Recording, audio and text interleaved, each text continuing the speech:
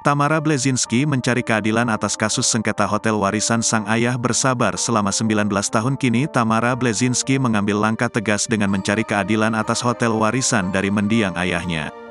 Hotel Bukit Indah Puncak milik ayahnya, Zbigniew Bleszynsky, sempat menjadi sengketa selama bertahun-tahun antara Tamara Bleszynsky dan pengurus perusahaan.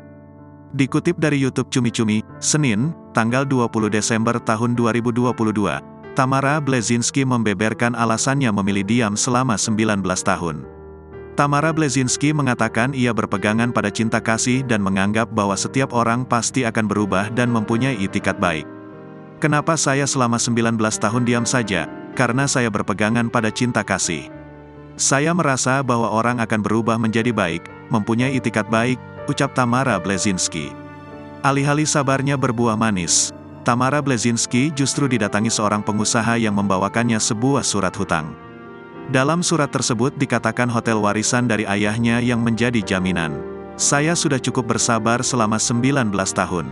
Tapi ketika tahun 2020 ada pengusaha yang datang ke mengatakan bahwa harus menandatangani surat hutang dengan jaminan hotel, jelas Tamara Bleszynsky.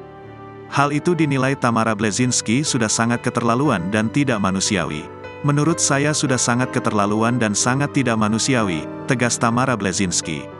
Mantan istri Mike Lewis itu mengungkapkan alasannya untuk mencari keadilan atas warisan dari ayahnya, sebab ia tak ingin masalah tersebut sampai ke anak-anaknya. Saya tidak mengerti masalah ini sampai berlarut-larut. Bagaimana saya bisa mendapatkan keadilan? Mudah-mudahan saya diberi umur panjang agar masalah ini tidak sampai ke anak saya nanti, jelas Tamara Bleszynsky.